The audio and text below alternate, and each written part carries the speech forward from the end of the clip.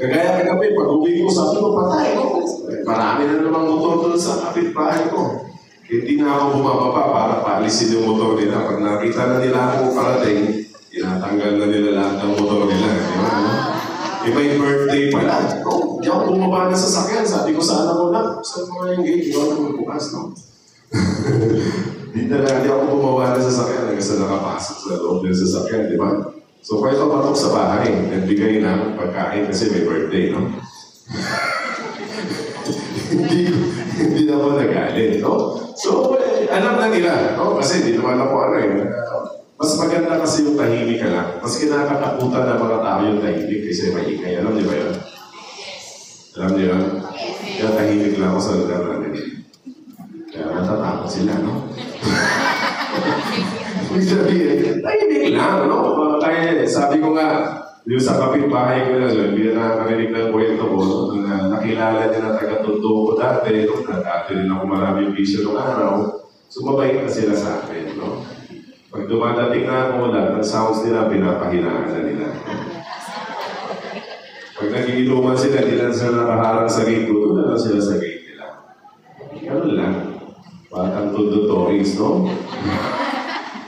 So, ganun lang. Kasi hindi ko naman sila inaaway, no? Dahil papakilala lang ako kung sino ako, kung paano ako binago ng Diyos. Ganun lang. Hindi sa pamamaraan ng pagmamalaki, hindi sa pamamaraan ng pagkipag-away, kundi yung maayos na usapan. Diba sabi ko nga sa inyo sa nakarinig na, nung kausap ko siya, lasing siya noon, ako matino, siyempre, no? Sabi na, kuya, minsan na naman tayo, kuya. Usap tayo. Sabi ko, hindi na yun. Tapos na ako dyan. Graduate na ako dyan. Yun yung term na ginamit. Graduate na ako dyan. Pero ang sinabi, hindi ko sinabi na, tuloy mo yung bisyo mo, mamamatay ka na. Tuloy yung bisyo mo, ano nangyayari sa ika? Kukunin ka na, Lord, mamamatay ka na. No? Baka mauna akong bangayin, di ba? No? Yung sinabi ko lang, graduate na ako dyan. Tapos na ako dyan. Natikman ko na lahat dyan. Amen? So, gano'n lang. No? Pwede mo si Christ na, pag nakikita mo si Lord sa lahat, sa kapwa mo, magiging maayos ka. Hindi ka nakikipag-away. Hindi ka nakikipag-magalingan. No? Eh, sa buhay natin, di ba? Minsan may mga nangyayari sa buhay natin na hindi natin maintindihan. Lahat ba nangyayari sa buhay nyo, naintindihan nyo bakit nangyayari sa inyo? Hindi po. Di ba? Hindi. Di ba may mga nangyayari sa buhay natin na minsan tinatanong natin si Lord, Lord, bakit nangyayari sa akin to? Lord, bakit ako nagkasakit? Lord, bakit nagkasakit yung nanay ko? Lord, bakit nawala na yung tatay ko? Lord, bakit nawala na ako ng trabaho? Lord, bakit ganito? Di ba? So marami nangyayari sa buhay natin na hindi natin lahat naintindihan. Amen. Pero alam ni Lord kung ano yung nangyayari sa buhay natin. Amen ba yun? Amen. Sabi niya, magtiwala lang tayo sa Diyos. Kahit na maraming bagay na nangyayari sa buhay natin, hindi natin maintindihan, di ba? Bakit nagluko yung anak ko sa pag-aaral, Lord? Bakit nagkaroon ng bisyo? Bakit nagkagano'n? Ang dami, no? May kanya-kanya tayong question mark sa buhay natin kung bakit nangyayari na mabait naman tayo. Amen ba yun? Bait na ba kayo? Amen. Kunti lang sa mga, di ba? Hindi ba? Di ba minsan na nagpapakatino ka na nga, inaayos mo na yung buhay mo, bakit ganun pa rin ang nangyayari sa'yo? Kaya minsan tinatanong mo, tama ba itong ginagawa ko? Tama ba ba itong paglilingkod na ginagawa ko? Nagsasakripisyo ko. Ang dami kong ginagawang hirap para maglingkod sa Diyos. Umulan, umaraw, nag-intro na ako. Pero bakit nangyayari pa rin sa akin ito? Di ba? Hindi ko rin kaya sagutin yun. Si Lord lang ang pwedeng sumagot sa mga tanong natin. Amen? Huwag kayong aasa kung kani-kanino para maghanap ng sagot. Si Lord lang, wala na iba, no? So sabi sa diary, no? 163, no? You yourself commanded to exercise the 3 degrees of mercy. First, the act of mercy of whatever kind. Ayan, no? Of whatever kind. Ginagawa ba natin yun, di ba? Lagi kong sinasabi na sa araw-araw ba may napapasaya kayo? Sa araw-araw ba may napapangiti kayo? That is an act of mercy. Amen ba yun? Sinasabi yan, whatever kind eh. Pag may ginagawa ka kasing act of mercy, ibig sabihin may napapasaya kang tao. Kaya mahalaga sa araw-araw may napapasaya tayo mga tao. Kung wala, may problema tayo. Pagiging devoto din by mercy. Pangalawa, If I cannot carry out the work of mercy, I will assist by my words. So bawal na sa atin yung magbitaw ng mga masasakit na salita. Amen ba yun?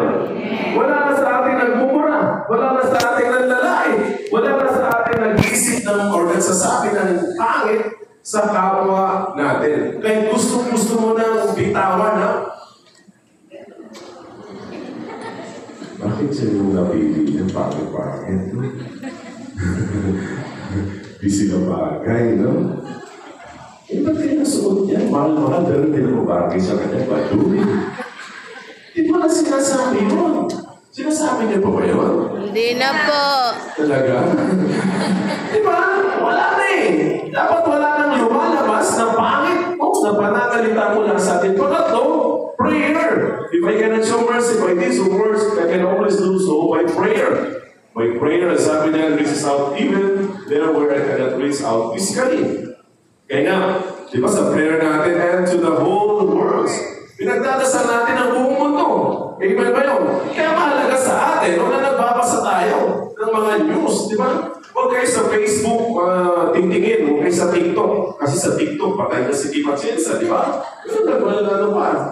Bibigay pa ng news, di ba? No? So, doon tayo sa mga legit, no? Sa Rappler, sa Inquirer, sa JV News, doon tayo magbabasa ng news. Para alam niyo yung nangyayari sa ibang mundo ngayon, di ba? Para naipagdadasal din natin sila. Amen ba yun? Pinagdadasal niyo ba yung ibang tao kasama ba sa prayer niyo araw-araw? Amen. Di ba? Ang sabi ko nga, naisip ko na ito sa marami, na we have to allot 2.5 oras araw-araw para sa Diyos. Pag nagagawa mo na yun, na naglalaan ka ng 2.5 oras para sa Diyos araw-araw, then maraming wisdom doon na ipapasok sa si Lord na siyang gagabay sa iyo para maging totoo kang deboto ng divine mercy. Amen ba yun? Amen. Kaya. Nagagawa natin yung tatlo na yan. Hindi ko yan utos. Yan ay utos ni Lord kay Santa Faustina na makikita natin sa diary. Diba? So sabi niya, no, enriched by the Word of God. So tayo ba nagbabasa ng Bible? Kunti lang sumagot. Hindi ba? Nagbabasa lang. No? Nagbabasa. Hindi nagbabasa. No? So, kasi nauulan na lang yung Bible doon sa bahay. Di ba, no? Then, the body and blood of Christ. So, saan naman yung body and blood of Christ? Sa Eucharist. Kaya nga tayo, tinuturuan tayo, di ba? At sana nagagawa natin na nagsisimba tayo araw-araw to receive the body and blood of Christ. Amen ba yun, di ba? Pinaliwanag yan ng maganda, di ba? Nung kapistahan ng Corpus Christi. Di ba, no? And of course, itong nakaraang Biyernes, no, sa Sacred Heart, pinaliwanag ulit, no, nung kahalagahan, no, yung pagtanggap ng katawan ng dugo ng Kristo, in the presence of the community, we should joyfully go out to be of service to the Christian community and to society. So dapat lumabas tayo. Sabi nga ng isang pare, no, sabi niya na Christian community is defined by its missionary character or missionary work. Ito ka nga ng ito, di ba? Sipa ka ng sipa, dasal ka ng dasal. Wala ka namang nare-reach out, no? Ng mga tao.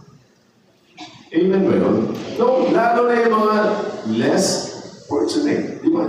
Yung mga tao na inabandona na ng lipunan, na hindi na inintindi ng lipunan, dapat may nagagawa tayo sa kanila. Kaya nga, sabi ni Sister Tessa kanina, na minsan nakakapagod na. O, may paglilingkod, napagod na ba kayo? Para sa sagot niyo, pagod na kayo. Diba? Yung iba, kahapon, nandun sa sanctuary, kasi maaga na naman pumunta dito. Diba? It's a sacrifice. Diba? Bakit natin ito ginagawa? Kasi na-empower tayo ng Holy Spirit. Na-empower tayo by receiving the body and blood of Christ and by reading the Word of God every day. Di ba? Dapat hindi nagpapalakas sa atin, nagbibigay sa atin ng energy para tuloy-tuloy sa paglilingkod. Di ba? So sabi sa Diary 63, when I see someone else good, I rejoice at it as a brother, as if it were mine. The joy of others is my joy, and the suffering of others is my suffering. Ganun na ba kayo? Yung kagalakan ng iba ay kagalakan na rin. Pag may nakita kayo umunlad, natutuwa kayo para sa kanila. Talaga, yung sinasabi, ay, sana all. Malungkot ka, no? Di ba? So, my dear brothers in Christ, no? Yung pag-unlad, no? Ng kapwa natin, lalo na sa family natin, di ba? Huwag natin ikaingit na katuwa natin. Eh, pag sila namin nagsasuffer, ano naman, no? Bigay tayo ng comforting hands, di ba, no? Para i-comfort natin sila. Hindi mo naman kailangan magsalita. No? Pagdating sa comforting, yung presence mo lang di ba? Malaking bagay din. Na hindi ka nagsasalita. No, nawala mo na kailang sinasabi na, okay lang yan. Kaya mo yan. Kaya mo. Kung sa'yo nangyari ito, kakayanin mo ba? Andun na, sabi mo, ito na ako. Ganun lang, okay na yun. Hindi maraming sinasabi kasi pagkabalikan ka. Ano sabi? Masasabi mo lang yan kasi di sa'yo nangyayari. Sa'yo kayo mangyari ito, tinan ko lang kung magagawa mo. Di ba, no? So, my dear brothers in Christ, mahalaga yun. Na, pag may nakikita tayo mga nagsasuffer, pinag-pray natin sila. Di ba? We are one with them. Amen ba yun? Sabi ba dyan? Love people and use things. Huwag natin palit na rin. Love things and use people. Marami sa atin, ginagamit ang tao. May namahal ang gamit, baliktad. Mahalin natin yung mga tao. Then yung mga gamit na pinagalog sa atin ng Diyos, gamitin natin bilang pagpapakita ng pagmamahal natin sa ating kapwa. Amen ba yun? No, na yung sinasabi ni Brother Ricardo, di ba? May marami tayong mga gamit sa bahay na hindi naman natin na ginagamit. Bakit? Nasa bahay pa rin natin. Pati hindi nyo ipamigay sa iba, para makapagpasaya ka ng tao. Lumuwag pa yung bahay mo, na wala pa yung mga ipis sa bahay nyo. Amen? O di ba, alam nyo na ngayon, mas maraming gamit, mas maraming ipis. Totoo ba yun? Alam nyo ba yun? Mas konti ang gamit, walang ipis. Walang po yun. Sa pest control lang yung trabaho natin. Mas magugulo yung nakwento ko mga nila, naisip ko lang, no? Sa pest control kasi ako, no? Ang sarap-sarap yung kumain sa mga 5-star hotel. Hindi ba alam, din mga finger na ginamit yung mga kubertos na ginamit yung isprehan namin lahat ng kaibigason. Sinugasan lang ulit. Ang sarap-sarap yung kumain mo. Punta na lang pagsara. Nadaanan ng kaibigason. Hindi na ako nikakain sa 5-star hotel.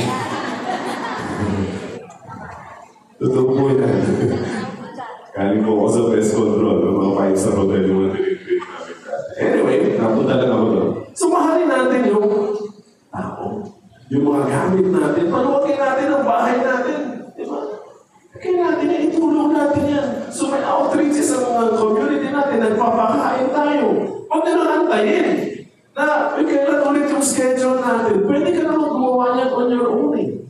Diba lagi kong sinasabi, magbigay ka kahit isang tao lang mapasaya mo araw-araw. That's good. Amen ba yun? Amen. So, kasi yun naman pwede natin gawin di ba? Para tuloy-tuloy tayo pagpalain ng Diyos. Gusto natin pagpalain tayo lahat ng Diyos. Amen ba yun?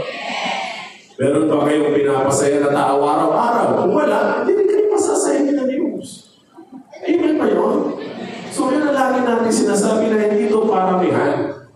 One is enough na may napapangiti ka araw-araw. Then you're good. Okay? Then sabi po dyan, I shall fight all evil with the weapon of mercy. Marami na pong evil ngayon. Ang dami na. Kasi nagiging greedy na yung mga tao, nagiging materialistic na yung mga tao, nakafocus na masyado dun sa mga, mga bagay na hindi mo naman madadala pag namatay ka. Amen? Lahat pa nung pinaghirapan niyo, madadala niyo pag namatay na kayo? Hindi naman Diba? So okay lang yan yung, sabi ko nga lagi, kailan mo sasabihin na enough is enough? Yun ang challenge sa atin, di ba? Hindi ba sa pag-yumaman, pero anong kayamanan ng habol mo? Milyonaryo, bilyonaryo, trilyonaryo. Meron magiging trillionaire dito, meron? Wala, no? Hindi kaya? Kaya yun. Ordinaryo. Ordinaryo lang. So, believers in Christ, sa buhay natin, kung ano, halimbawa, pag nanonood kayo ng mga telenovela, mahilig naman kayo sa mga telenovela, di ba, o Korean novela, halimbawa, marami doon eh. Yung evil, ano ba yung cause doon, di ba? Yung envy, yung mga greediness, di ba? Nagiging sakim ka. Gusto mo yung asawa na may asawa, gusto mo pa may asawa ka na eh. Di ba, no? Yung negosyo ng iba, gusto mo pumapasay, may negosyo ka na eh. Di ba? Yun lang naman ang kung titignan yung plot ng mga kwento, di ba, no? Yung iba, nagnanakaw, para yumaman. So, ano kailangan natin? Umasa tayo sa Diyos. Umasa tayo sa habal ng ating Panginoon. Di ba? So, hope for the best and expect for the worst. So, sa buhay natin, believers in Christ, no? Hindi lahat magaganda ang nangyayari sa buhay natin. Amen ba yun? Kung sabi na, expect for the worst. Ano yung pinaka-worst na pwede mangyari sa'yo? Pwedeng mawala sa'yo yung trabaho mo. Pwedeng mawala sa'yo yung asawa mo na siyang naghahanap mo. Ikaw, nasa bahay lang. Di ba? Pwedeng yung mga anak mo, iwala ka. No? Ikaw na lang mag-isa sa bahay. So, yung mga ganong pagkakataon, na-imagine nyo na ba yun? Di ba? Yung isipin yun, brother, baka mamatay ako. Kakaisip, di ba? So ako po, personally, iniisip ko yan. Sabi ko, paano pag dumating yung panahon na mag-isa na lang ako sa bahay? Di ba yung pinaka-worst na pwede mangyari sa akin, di ba? Pagkaroon ng kanya-kanyang pamilya, mga anak ko, hindi ko naman sila pipigilan doon, di ba? Kung mag-isa na lang ako sa bahay, sabi ko, hindi pa rin ako problema. Bakit? Yung pangako ko naman sa Diyos hanggang sa dulo, maglilingkod ako sa Kanya. So hindi rin ako nasa bahay. Nasa labas pa rin ako. Hanggat malakas ako. Amen ba yun? Ano pa yung worst na pwede mangyari sa'yo? Nagkasakit ka na. Bedridden ka na. Ano mangyayari? Anong gagawin mo? Ayaw ko nang isipin yan. Hindi mangyayari sa akin yan. Paano ba nangyayari sa iyo? Amen ba yun? So yung sinasabi natin dito, believers in Christ, na dapat lahat ng bagay, maganda man o hindi maganda, pinaghahandaan natin. Kung tayo nagtitiwala sa Diyos, hindi tayo problema. Dumating man yung araw na yun, alam mo na ikaw ay hindi pababayaan ng Diyos dahil naging tapat ka sa Diyos. Amen ba yun? Ano sabi niya? Sa Diary 7:1, sabi niya, no? My master was my heart never to expect help from anyone. Nakita niyo, no? But I will always try to bring assistance, consolation, and all manner of relief to others. So hindi ako maasa kahit kanino. Kayo, may inaasahan ba kayo na pag nawala yung inaasahan nyo, parang wala na kwenta ang buhay nyo? Sabi niya, kahit kanino, never to expect help from anyone. Kaya sabi ko, pag nagbabasa ka ng diary at ng Bible at the same time, magiging maayos ka eh. Di ba, pinaghahandaan mo lahat. Kaya nga, di ba, nasin mo na ito maraming beses, kaya ako handa na ako. No? May St. Peter, may paglilibingan, may insurance, kompleto na. May mangyari man sa akin, walang problemahin yung mga anak ko. Kundi palilibing na lang. Yun lang. Pero yung gagastusin, wala na. Amen. Wala na sila, sabi ko. Hindi nangyari sa akin ito. Saan ako ililibing? Kung ako sa dagat, no? Saan ako ibuburol? Baka sa Luneta, kami ka may Rizal, no? Diba? Nangyari na sa life. Amen ba yun? Amen. Sabi ka nila, simula nang ipanganak ka hanggang sa mamatay ka, gastos yan. Amen ba yun? Ang tanong, pinaghahandaan niyo ba yun? Hindi, ano naman ako, di mapapabayaan ng mga anak ko. Kung maayos yung buhay ng mga anak ko, paano kung hindi? Hindi naman ako papabayaan ng mga ano. Hindi. We have to be practical. Amen ba yun?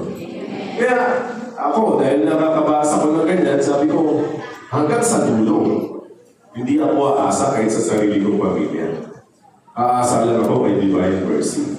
Eh, inaayos ko. Yung dapat kong ayusin na mawala man ako, okay lahat. Hindi ako magiging problema ng mga anak ko. Hindi yung, paano natin palilibing si nanay? Dito yung problema yung pagkamatay, yung palilibing yung problema.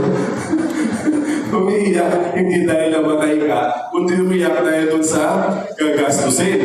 Paano natin mabayaran yung sa ospital? Paano natin may ilalabas? Marami ganyan. Hindi na ilalabas na ospital kasi hindi nakabayad. Amen?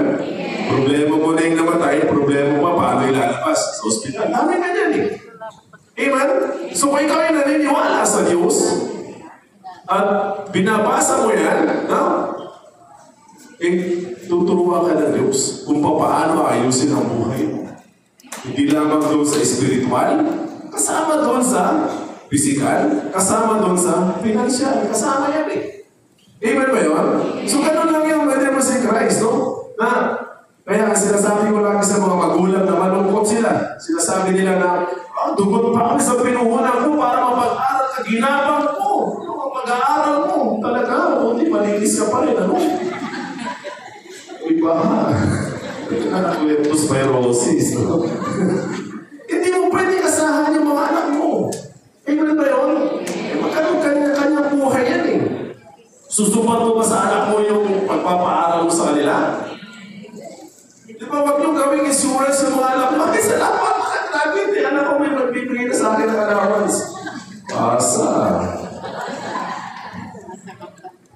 Amen ba yun?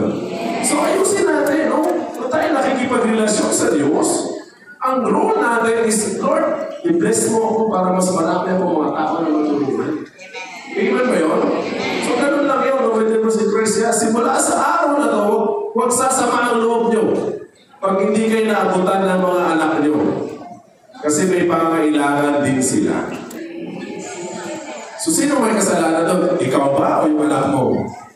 Ikaw. Kasi inasa mo sa mga anak mo. Dapat inasa mo sa Diyos. Kahit sabihin mo labing dalawa pa yung anak mo, kahit sabihin mo pang dalawa po yung anak mo, hindi automatic yun. Natutulong sa iyo lahat yun. Amen ba yun? Okay, so sabi nila, I will put my spirit in you and will see to it that you follow my laws and keep all the commands I have given you. So malinaw, na sinasabi ng Diyos, na dapat sumunod tayo sa lahat ng kanyang pinag-uutos, di ba? So, love God, alam natin yan, With all your heart, mind, soul, and strength, di ba? O kailan lang natin naging gospel yun, di ba? Noong nakaraan lang, Friday ba yun o Thursday? Friday yata, So makikita natin, pwede po si Christ, na malinaw yun, Na ang kailangan natin gawin is sumunod sa pinag-uutos sa atin ng Diyos. Kaya nga, lagi ko sinasabi, tinanong nyo naman sa Diyos kung ano talaga ang mission nyo sa buhay. Kasi pag hindi nyo pa tinatanong, walang direksyon ng buhay nyo. Walang liwanag ng buhay nyo.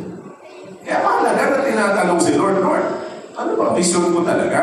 Ba't ba ako nandito? Ba't ba ako nakaupo dito? Ba't ba ako nagpapakahira?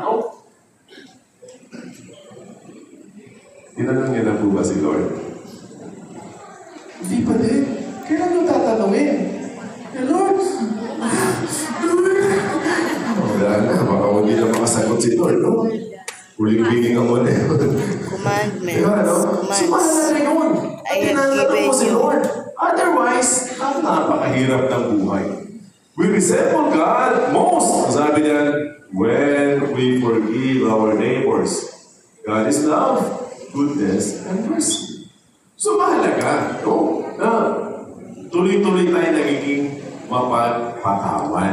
Na hindi tayo nagtatanim ng sama ng loob. Nagtatanim ba kayo ng sama ng loob? May samaan pa ba kayo ng loob sa ibang mga tao? Dapat wala na. Kasi kung meron pa, paano yun? Paano kayo magiging masaya? Paano pa kayo nabubuhay? Na may sama kayo ng loob, napakahirap. Amen ba yun? Mahirap yung pagising mo sa umaga, parang hirap na hirap ka. Kasi naiisip mo agad yung tao pinasasamaan mo ng loob. Diba? Mahirap. Kaya tuloy-tuloy lang na tayo maging mapagpatawad kasi tayo pinatatawad din ng Diyos. Sabi niya sa Colossians 3:12-14, therefore as God's chosen people, pinili tayo lahat ng Diyos. Amen ba yun? Kumbinsido ka ba sa sarili mo na pinili ka ng Diyos? Amen. Praise the Lord. Masasabi niya, holy and dearly loved. Ganun mo, banal. Banal pa kayo. Yung nasabi dyan eh. Holy and dearly loved. Clothe yourselves with compassion, kindness, humility, gentleness, and patience. Meron ba tayo lahat yan? Compassionate, kind, humble, gentle, patient. Yung pag sinabi patient, sinasabi ko kanina na talagang napakahaba ng pasensya mo. Hindi ka nagagalit. Kasi alam mo na may kahinaan ka din. Amen ba yun? Di ba sabi ko ba, yung mga taong nagagalit, yun yung mga taong nagmamalinis. Nakala nila wala silang kasalanan. Ano ba yun? O ano? Yung mga taong nagagalit lang, yung nagmamalinis, as if wala siyang kasalanan ginagawa. Wala ko rin nag-iibig. Hindi, totoo yan! Hayop yun eh. Di ba, ano? Yung mga taong nagagalit, ulitin ko lang. Yun yung mga taong nagmamalinis. Amen! Dumami. Sige. So, we don't each other and forgive one another. If any of you has a grievance against someone, forgive us the Lord, forgive you, and over all these virtues, put the love which binds them all together in perfect unity.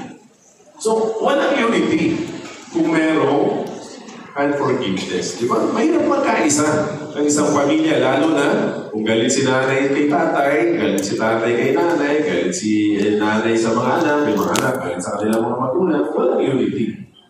Mahirap yun. Di ba, no? Sabi niya, every baptized person is meant to be an evangelizer and is equipped by the Spirit with the needed gifts to be of service to the church and to the world and the community. Di ba? So, tayo lahat, binyagan tayo lahat. Dapat tayo lahat, evangelizers tayo. Amen ba yun? So, walang ano dito, walang ano itong requirement. Kung sinabi na lang dyan is baptized person. So, kung binyagan tayo lahat sa simbahan, so tayo lahat evangelizers. Amen? At the same time, binigyan naman tayo ng kapangyarihan. No? Ng banal na Espiritu, para magkaroon tayo ng gift, no? Para magpahayag ng mabuting salita ng Diyos. At ang pinakamagandang pagpapahayag ng mabuting balita ng ating Panginoon, tayo yun.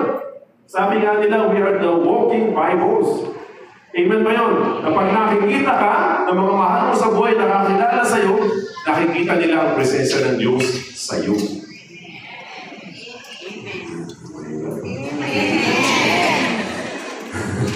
Ganun ba yun? Ganun yun.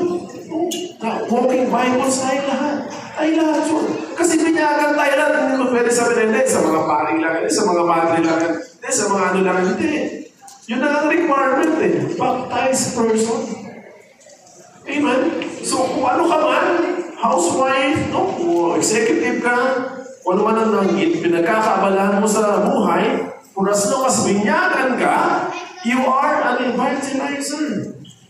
Amen ba yun? Hindi ang limitado kung kani-kanino lang. Yun ang minimum requirements. Di ba? So, live for love. Mabuhay tayo para magmahal. Kaya mo yun? Amen! Di ba?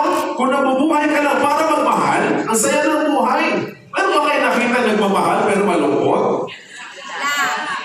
Marami daw. So, lahat pwede naman si Christ, no? Nagmamahal, masaya. Eh gusto nyo mabuhay ng masaya, hindi magmahal lang kayo na magmahal. Ganun lang kasimple yun. Diba? Eh kung gusto nyo malungkot ang buhay nyo, sige, masamay nyo ng masamay ng loob nyo. Hanggang sa pamatay kayo sa sama ng loob. Diba meron gano'n, ano? Namatay sa sama ng loob. No?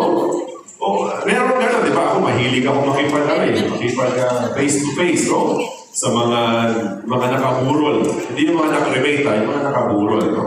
So, alam ko kung masaya sila o hindi. No? Uy, ang ganda-ganda na ano dito. Ganda ng kamatayan, no? Talagang maayos. Ito, ay, hirap na hirap. Kawawa naman. So, kailangan pag-ipagkasal. Ganun lang kasimple. Sa akin lang, hindi ko sinasabi sa pamilya. Uy, mukhang mali sa mga pamilya ko. Sabi ko, patawaran kayo. Baka ako yung ipalit doon sa nakaburo, di ba? So, live for love. Okay? Our mouths, sabi po sa Psalms 1:2-6, our mouths were filled with laughter. Kaya masasaya ang mga totoong lingkod ng Diyos. Our tongues with songs of joy. Then it was said among the nations, the Lord has done great things for them. Marami naman ginawang mabuti sa inyong Diyos. Amen. Marami naman pala eh. So dapat ibalik natin yun sa Diyos para mas marami pa bumalik sa atin. Amen. Amen ba yun? No? Napaulit-ulit kong sinasabi sa lahat na naglilingkod sa Diyos, kumusta ang pamilya nyo? Masaya ba yung pamilya nyo? Puno ba ng alakhakan at tahanan nyo? Kasi kung masyadong tahimik ang bahay ninyo, di na lang kayo nagkakakulitan, kayo na nga lang, di pa kayo nagkukulitan. Yung problema kayo.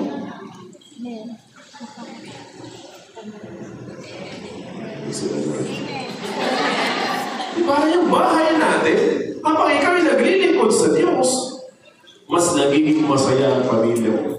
Bakit? Kasi kasama niyo si Lord eh. May mga problema, may mga challenges, bahagi ng buhay yun. Hindi pwedeng walang problema ang isang pamilya, meron at meron yan.